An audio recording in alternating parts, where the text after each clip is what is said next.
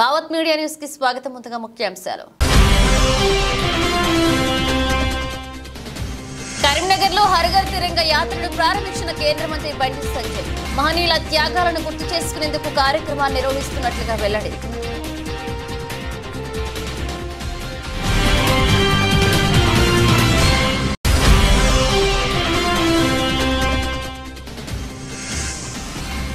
దేశవ్యాప్తంగా నిరవధిక సమ్మెకు దిగిన డాక్టర్లు, వైద్య సిబ్బందికి తగిన భద్రత కల్పించాలని వైద్యులు డిమాండ్.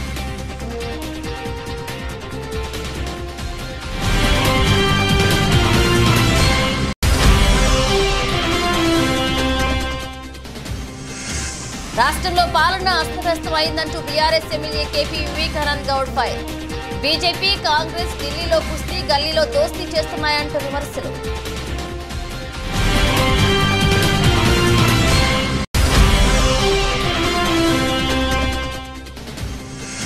హిందువుల మొదటి పండుగ వినాయక చవితి అత్యంత ఘనంగా జరుపుకోవాలి.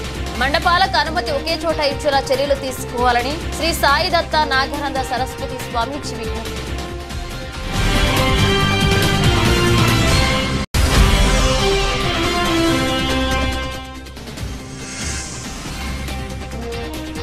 ముగిసిన ఒలింపిక్స్ 40 బంగారు పతకాలతో టాప్ లో అమెరికా. భారత్ కు 71వ స్థానం.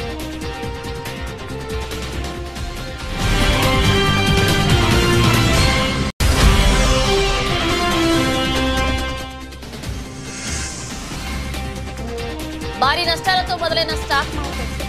హిండెన్బర్గ్ నివేదిక భయంతో మార్కెట్ క్షీణత.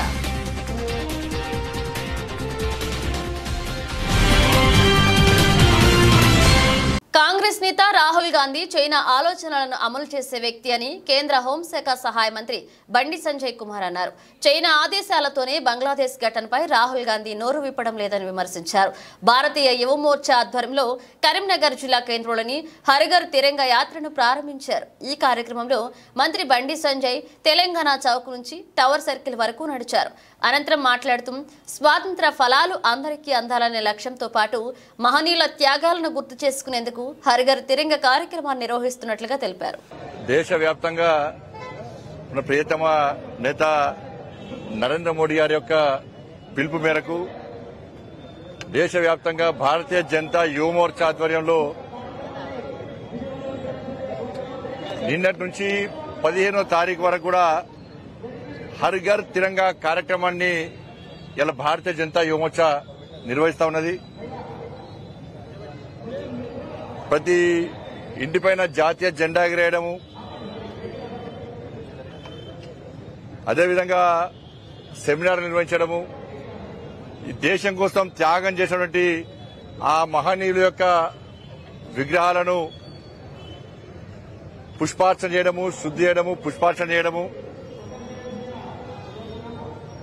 ఇవన్నీ కూడా కార్యక్రమాలు, రకరకాల కార్యక్రమాలను ఇలా భారతీయ జనతా యువ మోర్చా ఆధ్వర్యంలో దేశవ్యాప్తంగా నిర్వహిస్తున్నాం. ముఖ్యంగా తెలంగాణ రాష్ట్రంలో వాళ్ళ భారతీయ జనతా యువ మోర్చా ఆధ్వర్యంలో అన్ని జిల్లాల్లో కూడా అన్ని పార్లమెంట్ నియోజకవర్గంలో బ్రహ్మాండంగా ఇవాళ ఈ హరఘర్ తిరంగా కార్యక్రమం నిర్వహిస్తా ఉన్నాం. ఇలా మన ఆత్మ గౌరవ ప్రతీక మన మూవన్న జెండా కాబట్టి దీన్ని ప్రతి ఇంటి మీద ఎగిరాల్సిన బాధ్యత ప్రతి భారతీయుడి మీద ఉంది. వాళ్ళ మహనీయుల త్యాగాలను స్మరించుకోవాల్సిన అవసరం ఉంది. వాళ్ళ త్యాగాలను తెరమరుగు కాకుండా చూడాల్సిన బాధ్యత ఉంది. ఇన్ని సంవత్సరాలు ఈ దేశాన్ని పాలించినటువంటి కాంగ్రెస్ పార్టీ, బాబాసాహెబ్ అంబేద్కర్ గారు ఒక గొప్ప మనసుతో, ఒక గొప్ప ఆలోచనతో మహోన్నతంగా ఒక గొప్ప రాజ్యాంగాన్ని అందించినటువంటి మహనీయుడు బాబాసాహెబ్ అంబేద్కర్ గారు. కానీ కాంగ్రెస్ పార్టీ ఈ దేశ స్వాతంత్ర్యాన్ని కేవలం నెహ్రూ కుటుంబానికి మాత్రమే లాభం జరిగే విధంగా నెహ్రూ కుటుంబ భజన చేయడమే లక్ష్యంగా కాంగ్రెస్ పార్టీ ఇన్ని రోజులు ఈ దేశంలో వివరించింది. చరిత్రను తెరమరుగు చేసే ప్రయత్నం కాంగ్రెస్ పార్టీ చేసింది. అందుకే భారతీయ జనతా పార్టీ ఎట్టి పరిస్థితుల్లో చరిత్రను తెరమరుగు చేసే ప్రసక్తి లేదు. మహనీయుల చరిత్రను రాబోయే తరాలకు తరతరాలు ఉండాలని చెప్పి ఒక ఆలోచనతో ఇవాళ ఈ కార్యక్రమాన్ని తీసుకోవడం జరిగింది. మరి ఈ పరిస్థితుల్లో మహనీయుల త్యాగాల గురించి సెమినార్ నిర్వహించడం, మహనీయుల త్యాగాలను సమాజం చూపెట్టే ప్రయత్నం చేస్తా ఉన్నాం. మేము రాష్ట్రంలో ఎన్డీఏ ప్రభుత్వం అధికారంలోకి వచ్చినప్పటి నుండి వైసీపీ అధినేత జగన్మోహన్ రెడ్డి తన ఓటమికి తట్టుకోలేక కూటమి ప్రభుత్వంపై నిత్యం తప్పుడు ప్రచారాలు చేస్తున్నారని తెలుగుదేశం పార్టీ రాష్ట్ర అధికార ప్రతినిధి వెంకటీల సురేంద్ర కుమార్ అన్నారు. ఈ విషయమై ఆయన మీడియా సమావేశాన్ని నిర్వహించారు. అనంతరం ఆయన మాట్లాడుతూ విజయవాడలో రాష్ట్ర ప్రభుత్వం గౌరవ డాక్టర్ అంబేద్కర్ విగ్రహంపై రాష్ట్ర ప్రభుత్వం దాడి చేయించిందని, జగన్ పేరు తొలగించిందని, విగ్రహాన్ని కూల్చివేసే ప్రయత్నం చేసిందని తప్పుడు ప్రచారాలకు దిగారని పేర్కొన్నారు. దీన్ని తీవ్రంగా ఖండిస్తున్నట్లుగా తెలిపారు. ఎన్డీఏ కూటమి ప్రభుత్వం అధికారంలోకి వచ్చినప్పటి నుంచి కూడా వైకాపా అధినేత జగన్మోహన్ రెడ్డి తన పరాజయాన్ని, పరాభవాన్ని తట్టుకోలేకుండా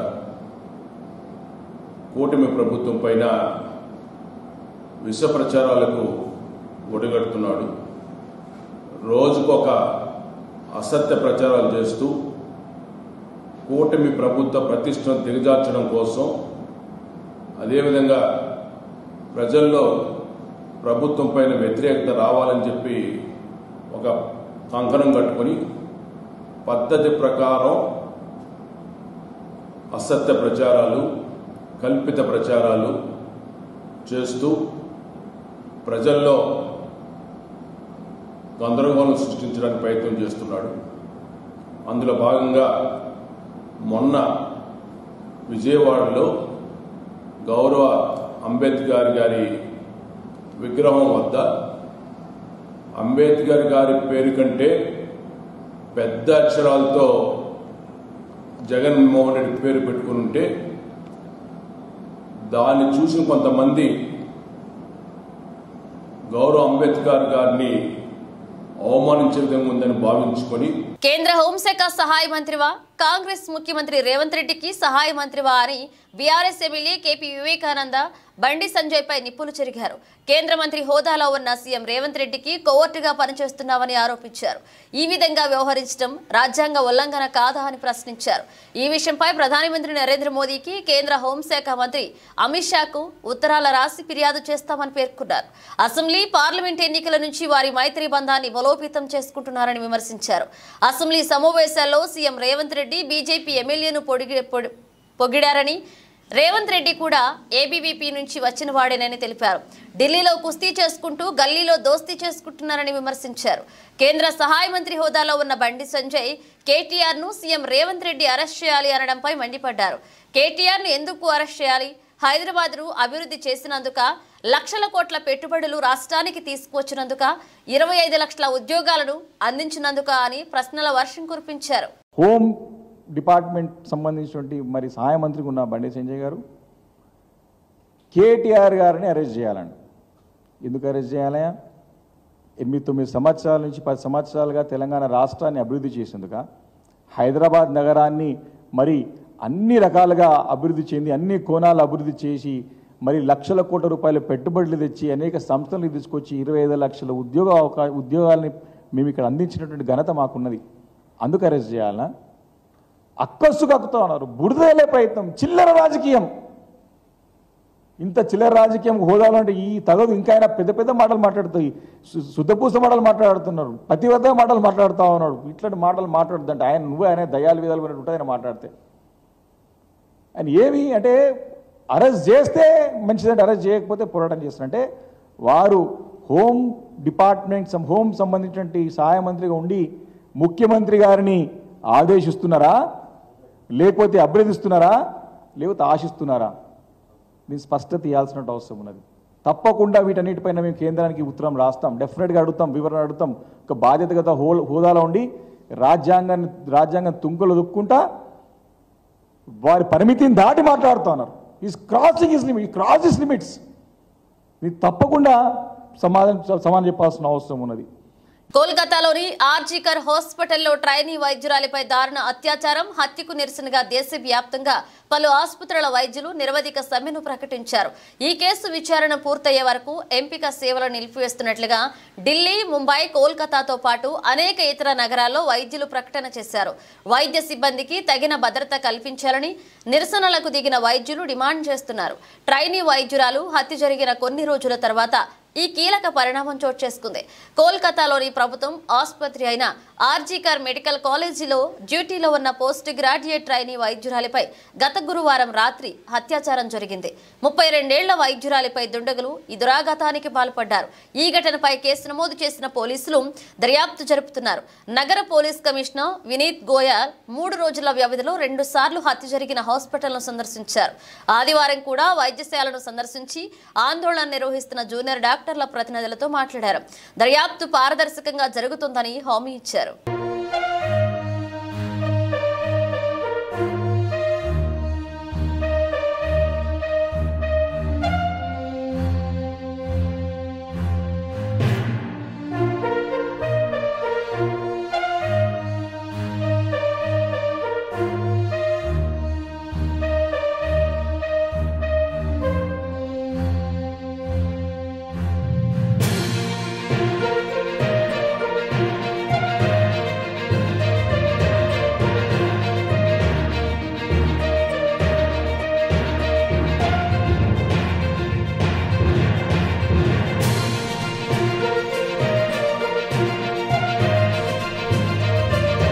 వరంగల్ జిల్లా కేంద్రంలో పనిచేస్తున్న యోగిరెడ్డి ఆర్థిక ఇబ్బందులతో కన్న కూతురుతో సహా ఆత్మహత్యకు పాల్పడిన సంఘటనపై సంతాపం తెలియజేస్తూ మహబూబాబాద్ జిల్లా TUWJ 143 యూనియన్ నేతలు సంతాప ర్యాలీ చేపట్టి జర్నలిస్ట్ యోగిరెడ్డికి నివాళులర్పించారు.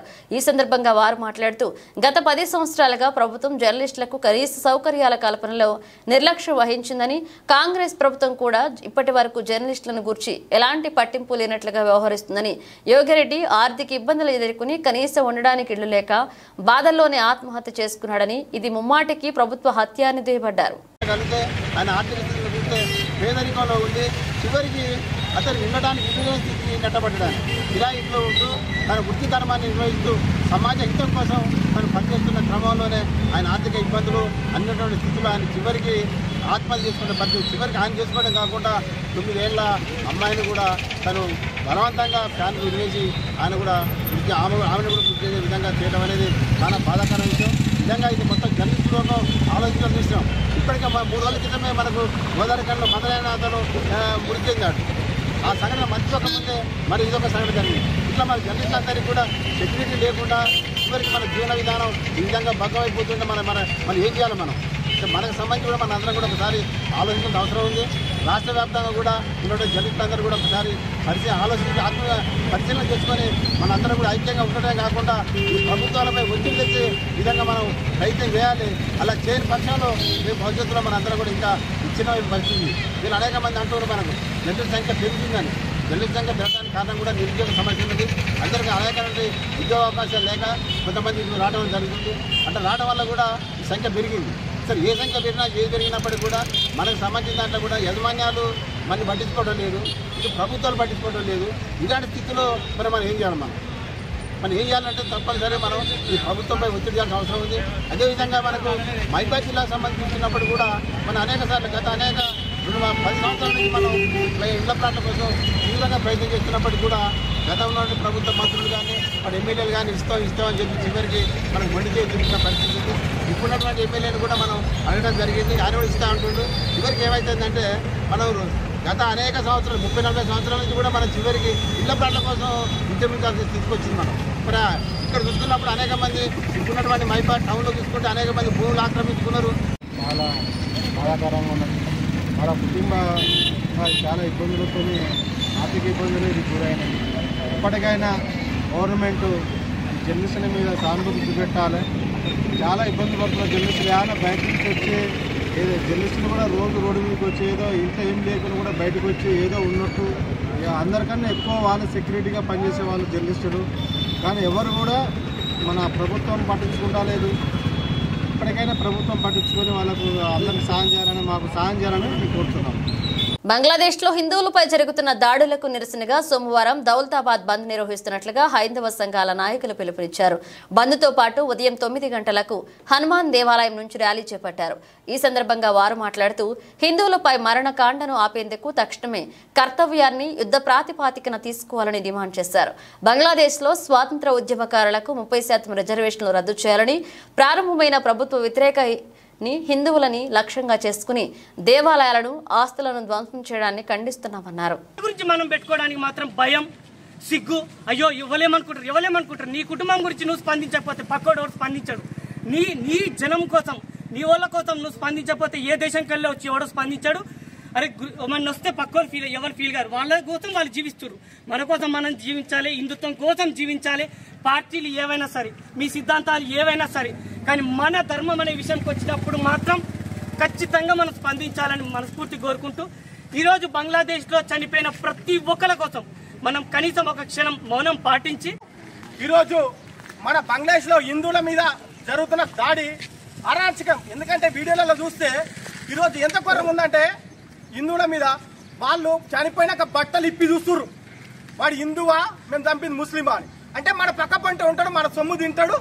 అంతే, అంత ఘోరానికి పాల్పడుతున్న వాళ్ళని వెంటనే ఈరోజు మనం కూడా మేలుకోకపోతే ఈరోజు మన పరిస్థితి కూడా భవిష్యత్తులో అలా ఉంటుంది.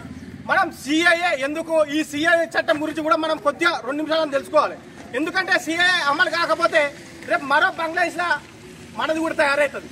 ఇలా హీరోయిన్లు కానీ, సెలబ్రిటీ కానీ, రాజకీయ నాయకులు కానీ దొంగల్లాగా ఒక హమాస్కు పాలస్తీనా ఇవి యుద్ధాలు అయితే, ఇజ్రాయల్ ఇవన్నీ యుద్ధాలు చేస్తే పాలస్తీనా జై పాలస్తీనా అంటారు, పోస్ట్ పెడతారు, జై హమాస్ అని పెడతారు. మరి బంగ్లాదేశ్ మీద జరుగుతున్న దాడిని ఏ రాజకీయ నాయకుడు ఖండించాడు?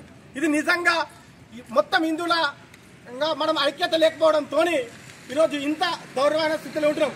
మనం ప్రతి ఒక్కరు మేల్కొని రేపు మనం బంగ్లాదేశ్ కావద్దంటే హిందువుల మీద జరుగుతున్న దాడిని మనం ఖండించి, హిందువుల మొదటి పండుగ వినాయక చవితి అత్యంత ఘనంగా జరుపుకోవాలని పోలీసు ఉన్నతాధికారులు పలు నిబంధనలు సడలించి వినాయక చవితి మండపాలకు అనుమతులు ఒకే చోట ఇచ్చేలాగా చర్యలు తీసుకోవాలని శృంగవృక్షం శ్రీ దత్తపీఠం శ్రీ సాయి దత్త నాగానంద సరస్వతి స్వామీజీ అన్నారు. అమలాపురం ప్రెస్ క్లబ్ కార్యాలయం నందు విశ్వ హిందూ పరిషత్ ఆధ్వర్యంలో నిర్వహించిన మీడియా సమావేశంలో మాట్లాడారు. ఆయన వెళ్లి వరసిద్ధి వినాయక ఆలయంలో పూజ రుసుములు తగ్గించాలని డిమాండ్ చేశారు. వినాయక చవితి మండపాలను గ్రామాన ఏర్పాటు చేసి వినాయక చవితి నవరాత్రులను అత్యంత వైభవంగా నిర్వహించాలని స్వామీజీ పిలుపునిచ్చారు. ఈ కార్యక్రమంలో అక్కిరెడ్డి సుబ్రహ్మణ్యం, గొవ్యాల నాగరాజు, బమిడిపాటి కృష్ణమూర్తి, శ్రీరంగు నాయుడు పాల్గొన్నారు. రకాల పర్మిషన్స్ ఇవన్నీ కూడా మనం ప్రెస్ మీట్లో మాట్లాడుతున్నాం. వినాయక చవితి పర్పస్ మనం పక్కకి వెళ్ళిపోకుండా మనం కామన్ సెన్స్ తోటి రూల్స్ అమెండ్ చేసుకుని మనం అనుకున్నది చాలా వరకు మండపాలు ఇప్పుడు పెట్టుకోవడానికే భయపడే పరిస్థితులలో హిందువులు వస్తున్నారు. తర్వాత ఇంకొక విషయం, ఈ కమిటీ మెంబర్లకి హిందువులకి మధ్యన డివిజన్ వచ్చేలాంటి రూల్స్, మైక్ సెట్లు తీసుకోవాలి పర్మిషన్ అంటే డిఎస్పీ దాకా వెళ్ళి పర్మిషన్ తెచ్చుకోవాలి. ఇలాంటి రూల్స్ని దయచేసి ప్రభుత్వం అమెండ్ చేయాలి.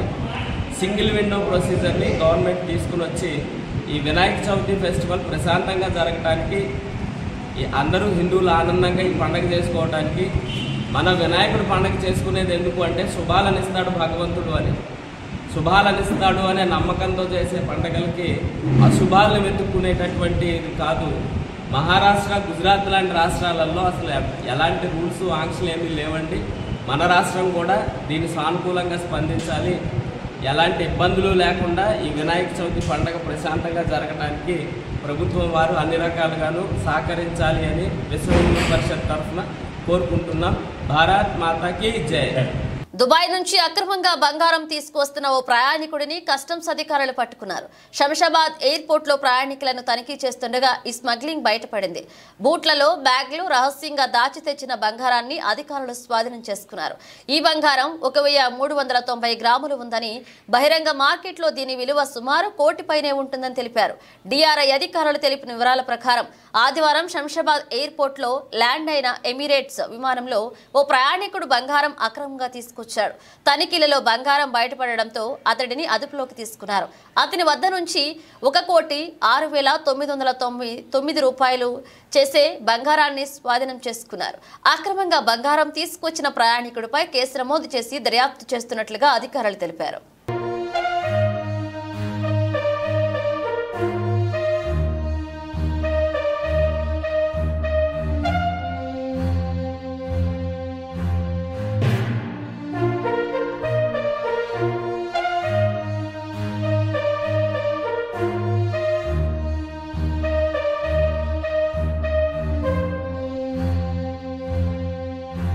ప్రభుత్వ పాఠశాలల్లో పనిచేస్తున్న ఆయాలకు 6 నెలల బకాయి వేతనాలు చెల్లించాలని సిఐటియు అనుబంధం ఆంధ్రప్రదేశ్ ప్రభుత్వ పాఠశాలలు కళాశాలల శానిటేషన్ వర్కర్లు యూనియన్ ఆధ్వర్యంలో కాకినాడ కలెక్టరేట్ ఎదుట ఆయాలు ధర్నా చేపట్టారు. బకాయి వేతనాలు తక్షణమే చెల్లించాలంటూ నినాదాలు చేశారు. ఈ సందర్భంగా సిపిఎం కార్యదర్శి దువ్వా శేషుబాబ్జీ మీడియాతో మాట్లాడుతూ రాష్ట్ర వ్యాప్తంగా కలెక్టరేట్ ఎదుట నిరసన ధర్నా చేపట్టడం జరుగుతుందన్నారు. ప్రభుత్వ పాఠశాలల్లో పనిచేసే వర్కర్లకు గత 6 నెలలుగా జీతాలు ఇవ్వడం లేదని ఆయాలకు ఇస్తున్న 6,000 జీతాలను పెంచాలని డిమాండ్ చేశారు. ఈరోజు రాష్ట్ర వ్యాప్తంగా అన్ని జిల్లా కలెక్టర్ కార్యాలయాల ముందు ఈ ధర్నాలు నిర్వహిస్తున్నాం. ప్రభుత్వ పాఠశాలల వద్ద పనిచేసేటువంటి కంటింజెంట్ వర్కర్స్ వీళ్ళు తోడడం, మంచినీళ్ళు పెట్టడం, ఉపాధ్యాయులకి అది ఇది సహకరించడం ఆ పని చేస్తారు. వాళ్ళకి ఇచ్చేటువంటి జీతం 6,000 రూపాయలు. పేదరికాన్ని నిర్మూలిస్తానంటున్నాడు ముఖ్యమంత్రి గారు. ఈ 6,000తో పేదరిక నిర్మూలన జరిగిపోతుందా? ఈ 6,000 మళ్ళీ 6 నెలల పాటు బకాయి. దీనికోసం అప్పులు చేసుకోవాలి, అప్పులకు వడ్డీలు చెల్లించాలి. ఇలాంటి పరిస్థితుల్లో కార్మికుల్ని ప్రజల్ని ఉంచితే సమాజం ఎలా బాగుపడుతుంది? కడప హై స్కూల్ నుంచి వచ్చామండి మేము. ఆయాలు 4 అండి. మేము 4 అయితే నెలకు 6,000 చెప్పిన మాకు జీతం అని చెప్పారండి సార్. నెలకు 6,000 అన్నది నెల కూడా జీతం వేస్తలేదండి. మాకు నెలకు 6,000 అన్నది మాకు సరిపోవట్లేదండి. పొద్దు నుంచి సాయంత్రం దాకా స్కూల్లోనే ఉండాలంటున్నారండి. ఒక్కరోజు కూడా సెలవులు కూడా లేవండి. మాకు పండగలైనా ఏమైనా స్కూల్కి వచ్చి పని చేయమంటున్నారండి. వేసవి సెలవుల్లో కూడా వెళ్ళి పని చేయవలసి వస్తుందండి. వేసవి సెలవుల్లో సగం జీతం హాఫ్ జీతం అన్నారండి. అది లేదండి, ఇది లేదండి. మొత్తం పొద్దు నుంచి సాయంత్రం దాకా మమ్మల్ని ఏ పనికి వెళ్ళకుండా ఉపాధి హామీ పథకం కూడా తీసేశారండి. మమ్మల్ని ఆ పనికి కూడా వెళ్తలేదండి. అందులోనే ఉండాలని పొద్దున్న సాయంత్రం దాకా నిర్బంధం పెట్టి అందులోనే ఉంచుతున్నారండి. కనీసం నెల 5వ తారీఖు వచ్చే లోపల జీతం పడాలని కోరుతున్నామండి ప్రభుత్వాన్ని. నాగార్జున సాగర్ ప్రాజెక్టుకు వరద కొనసాగుతుంది. దీంతో 18 గేట్లు 5 అడుగుల మేర ఎత్తి నీటిని దిగువకు వదులుతున్నారు. ప్రాజెక్టుకు 1.87 లక్షల క్యూసిక్ల వరద వస్తుండగా అంతే మొత్తాన్ని విడుదల చేస్తున్నారు. ఇందులో క్రస్ట్ గేట్ల ద్వారా 1.43 లక్షల క్యూసిక్ల దిగువకు వెళ్తుండగా ఎడమ కాలువకు 8,541 క్యూసిక్లు, కుడి కాలువకు 3,937 క్యూసిక్లు, విద్యుత్ ఉత్పత్తి ద్వారా 29,273 క్యూసిక్లు వదులుతున్నారు. కాగా నాగార్జున సాగర్ పూర్తి నీటి మట్టం 590 అడుగులకు గాను ప్రస్తుతం 588.80 అడుగుల వద్ద ఉంది. అదేవిధంగా గరిష్ట నీటి నిల్వ 312.50 టీఎంసీలు కాగా ఇప్పుడు 305.46 టీఎంసీలు ఉన్నాయి. నాగార్జున సాగర్ డ్యాం పై నుంచి క్రస్ట్ గేట్ల సమీపానికి వెళ్లడానికి ఏర్పాటు చేసిన గేటు తాళాన్ని ఆంధ్ర అధికారులు ధ్వంసం చేశారు. క్రస్ట్ గేట్ల సమీపానికి వెళ్లడానికి అనువుగా కొన్నేండ్ల క్రితం వాక్వే బ్రిడ్జిని ఏర్పాటు చేశారు. దానికి ఆంధ్ర తెలంగాణ 2 వైపులా గేట్లు ఏర్పాటు చేయగా నిర్వహణ పూర్తిగా తెలంగాణ అధికారులు చేపడుతున్నారు.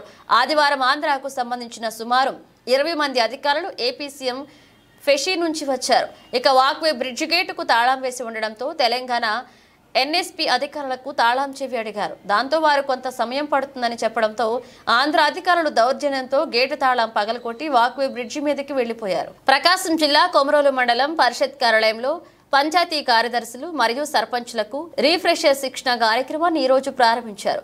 మీటింగ్ కోఆర్డినేటర్ చల్లా శ్రీనివాస కుమార్, మండల విస్తరణాధికారి ఆదాయం షఫీ ఆధ్వర్యంలో ఈ కార్యక్రమాన్ని ఏర్పాటు చేశారు. ఈ శిక్షణ కార్యక్రమానికి ముఖ్య అతిథిగా ఎంపీపీ కామూరి అమూల్య పాల్గొన్నారు. ముందుగా మహాత్మా గాంధీ, డాక్టర్ బిఆర్ అంబేద్కర్ చిత్రపటాలకు పూలు చల్లి స్మరించుకున్నారు. అనంతరం ఈ నెల 12వ తేదీ నుండి 14వ తేదీ వరకు ఈ శిక్షణ కార్యక్రమాలు నిర్వహిస్తున్నట్లుగా తెలిపారు. గ్రామ పంచాయతీ అభివృద్ధి ప్రణాళిక మీద ఎన్నికైనటువంటి సర్పంచులందరికీ మరియు పంచాయతీ కార్యదర్శులందరికీ శిక్షణ కార్యక్రమం ఈరోజు స్టార్ట్ చేయడం జరిగింది. 3 రోజుల పాటు. ఈ 3 రోజుల శిక్షణ కార్యక్రమం 12/8/24 నుంచి 14/8/24 వరకు జరుగుతుంది. ఈ ప్రోగ్రాంలో ఈ శిక్షణ కార్యక్రమంలో సర్పంచులు వారి యొక్క అధికారాలు, విధులు, బాధ్యతలు, పంచాయతీ కార్యదర్శులు వారి యొక్క విధులు, అధికారాలు, బాధ్యతలు కలిసి వీళ్ళిద్దరు కలిసి ఎట్లా సమన్వయం చేసుకొని గ్రామాల అభివృద్ధికి, తద్వారా మండలము, జిల్లా, రాష్ట్రం అభివృద్ధికి ఎట్లా తోడ్పడాలి, ఏ సమావేశాలు ఎప్పుడు నిర్వహించాలి, సమావేశాల గురించి కోరం ఎట్లా ఉంది, వాటిలో వాళ్ళు ఏం నిర్ణయాలు తీసుకోవచ్చు, ఏదైనా ఎన్ఆర్ఎస్ కానీ ఇంకోదానికి సంబంధించి ఏదైనా అభివృద్ధి ప్రణాళికకు సంబంధించి గ్రామ సభలు ఎట్లా ఏర్పాటు చేయాలి, ఈ గ్రామ సభల్లో ఎంతమంది పార్టిసిపేట్ చేయాలి, తీసుకోవాల్సిన నిర్ణయాలు ఎట్లా తీసుకోవాలి అనే ఇతరితర అంశాలు, సర్పంచులు ప్రజలకు ఏ విధంగా పనిచేయాలి, ఏ కార్యక్రమం నిర్వహించాలి, ఏ కార్యక్రమం నిర్వహించకూడదు, అభివృద్ధికి ఎట్లా దోహదపడాలనే దాని మీదటే, అట్లానే పంచాయతీ కార్యదర్శులందరూ కూడా సర్పంచులకి తోడ్పాటు అందిస్తూ ఏ విధంగా గ్రామాల యొక్క అభివృద్ధికి కృషి చేయాలి అనే అంశాల మీద దక్షిణ కాశీగా ప్రసిద్ధి పొందిన వేములవాడ శ్రీ రాజరాజేశ్వరి స్వామి ఆలయం సోమవారం భక్తులతో కిక్కిరిసిపోయింది. శ్రావణ సోమవారం కావడంతో భక్తులు అధిక సంఖ్యలో స్వామివారిని దర్శించుకున్నారు. అనంతరం కోడెమూకులు చెల్లించుకుంటున్నారు. భక్తుల రద్దీ దృష్ట్యా అర్జిత సేవలు, అభిషేకాలు రద్దు చేసినట్లు ఆలయ అధికారులు తెలిపారు. భక్తుల తాకిడి అధికంగా ఉండడంతో ఆలయ ఈవో వినోద్ రెడ్డి ఆలయ పరిసరాలను సందర్శించారు. ఆలయ ఆవరణంలో ఏర్పాటు చేసిన బ్రేక్ దర్శనం, క్యూ లైన్లను పరిశీలించారు. తాజాగా ముగిసిన ప్యారిస్ ఒలింపిక్స్ లో అమెరికా తన ఆధిపత్యాన్ని నిలబెట్టుకుంది. ఏకంగా 126 పతకాలతో చైనాను వెనక్కు నెట్టి తొలి స్థానంలో నిలిచింది. ఈ ఒలింపిక్స్ లో అమెరికా క్రీడాకారులు 40 బంగారు పతకాలు, 44 వెండి పతకాలు, 42 కాంస్య పతకాలు సాధించి తమ దేశాన్ని అజేయంగా నిలిపారు. బంగారు పతకాల్లో అమెరికా రికార్డును సమం చేసినప్పటికీ చైనా 91 మెడల్స్ తో సరిపెట్టుకుంది. రెండవ స్థానానికి పరిమితమైంది. చైనా చివరిసారిగా 2008 ఒలింపిక్స్ లో అమెరికాను వెనక్కి నెట్టి తొలి స్థానంలో నిలిచింది. అప్పట్లో చైనాకు 48 బంగారు పతకాలు వచ్చాయి. ఈసారి ఒలింపిక్స్ లో బంగారు పతకాల పరంగా చైనా తొలుత ముందంజలో ఉన్నప్పటికీ చివరి నిమిషంలో అమెరికా చైనా రికార్డును సమం చేసింది. బాస్కెట్బాల్ డబుల్స్ పోటీల్లో అమెరికా మహిళల టీం ఫ్రాన్స్ పై 67-66తో గెలిచి బంగారు పతకాన్ని ఎగరవేసుకుపోయింది. ఈ ఒలింపిక్స్ లో చైనా డైవింగ్, స్విమ్మింగ్ లాంటి ఫుల్ ఈవెంట్స్ తో పాటు టేబుల్ టెన్నిస్, వెయిట్ లిఫ్టింగ్ తో ఆధిపత్యం కనబరిచింది. అమెరికా మాత్రం ట్రాక్ అండ్ ఫీల్డ్ ఈవెంట్స్ లో పైచేయి సాధించి మొత్తం 14 బంగారు పతకాలు, 11 వెండి పతకాలు, 9 కాంస్య పతకాలను ఎగరవేసుకుపోయింది. ఫుల్ ఈవెంట్స్ లో కూడా అమెరికా సత్తా చాటింది. 8 బంగారు పతకాలు సహా మొత్తం 28 మెడల్స్ సొంతం చేసుకుంది. భారత స్టాక్ మార్కెట్లు సోమవారం భారీ నష్టాలతో ప్రారంభమయ్యాయి. ప్రధాన సూచీలు మొత్తం దిగువకు పయనిస్తున్నాయి. ప్రపంచ మార్కెట్ల నుంచి వచ్చిన మిశ్రమ సంకేతాలు, హిండెన్బర్గ్ నివేదిక భయంతో మార్కెట్ క్షీణతతో ప్రారంభమైంది. ఈ నేపథ్యంలో ఉదయం సెన్సెక్స్ దాదాపు 300 పాయింట్లు నష్టపోయింది. అదే సమయంలో నిఫ్టీ 24,300 పరిధిలో ట్రేడ్ అయింది. మరొక వైపు బ్యాంక్ నిఫ్టీ 230 పాయింట్లు నష్టపోగా నిఫ్టీ మిడ్ క్యాప్ 150 సూచీ దాదాపు 100 పాయింట్లు పడిపోయింది. నేటి ట్రేడింగ్ ఎక్కువగా నష్టాల వైపు మొగ్గు చూపేలా కనిపిస్తుంది.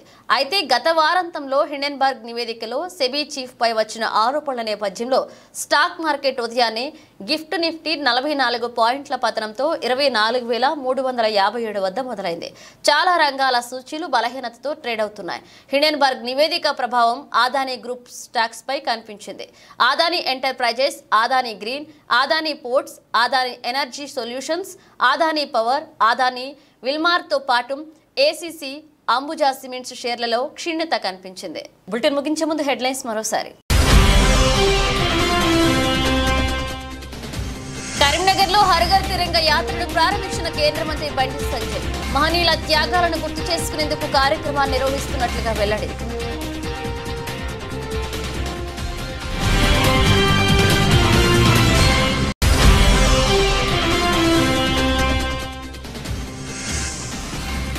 దేశవ్యాప్తంగా నిరవధిక సమ్మెకు దిగిన డాక్టర్లు. వైద్య సిబ్బందికి తగిన భద్రత కల్పించాలని వైద్యులు డిమాండ్.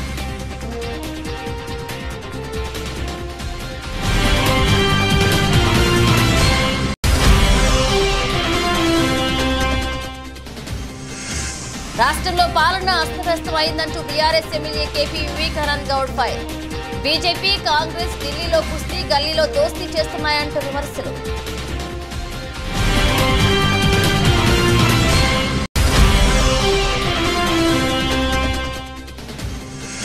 హిందువుల మొదటి పండుగ వినాయక చవితి అత్యంత ఘనంగా జరుపుకోవాలి. మండపాలకు అనుమతి ఒకే చోట ఇచ్చేలా చర్యలు తీసుకోవాలని శ్రీ సాయి దత్త నాగానంద సరస్వతి స్వామీజీ విజ్ఞప్తి.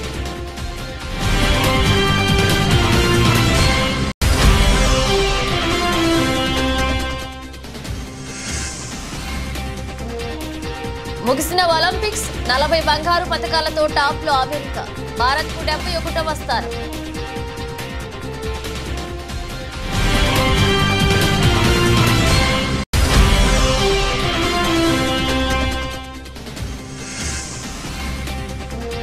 భారీ నష్టాలతో మొదలైన స్టాక్ మార్కెట్. హిండెన్బర్గ్ నివేదిక భయంతో మార్కెట్ క్షీణత.